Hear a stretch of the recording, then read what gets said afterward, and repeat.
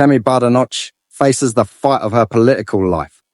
A battle not for headlines or party points, but for the truth. A truth buried for years beneath silence, fear, and political correctness.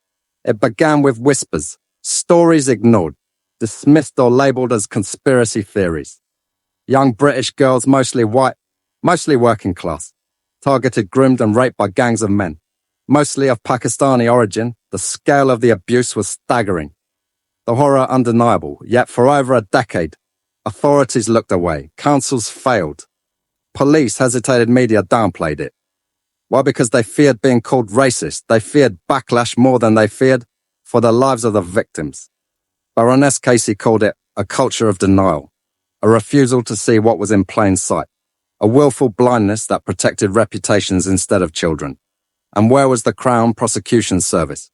Where was the leadership that should have stepped in?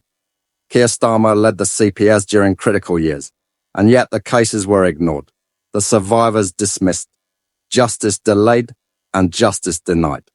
Now a national inquiry has been launched, finally, but only into local government, not into Whitehall, not into the CPS, not into the people and institutions that held real power. Why not who decided that the line must be drawn just before the doors of central government? And what are they still trying to hide? Kemi Badenoch didn't make a scene. She made progress while others stayed quiet.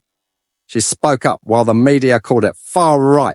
She called it what it was, a national disgrace, while Labour denied the ethnic aspect. She demanded the truth, not because she sought division, but because victims deserve justice. And justice begins with honesty.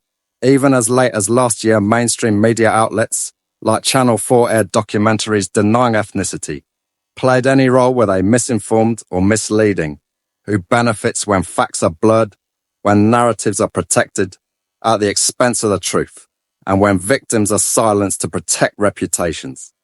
But the silence is breaking, the inquiries live, and the questions are louder than ever. Will it end in empty reports or real accountability? Will CPS documents be unsealed? Will whistleblowers be heard? Will apologies be issued? And more importantly, will charges be filed? And where is Keir Starmer in all this? Will he allow the inquiry to touch his legacy? Or will he block any expansion to protect the past? Will Conservative amps stand with Kemi, or will they disappear when the pressure rises? This is not just about political strategy. This is about institutional failure. This is about girls betrayed by the very systems meant to protect them. And it is about whether Britain has the courage to confront itself. If you believe these questions matter, if you want real journalism that follows the truth, wherever it leads, subscribe to England. Now 7, because we will not stop asking, and we will not stop exposing.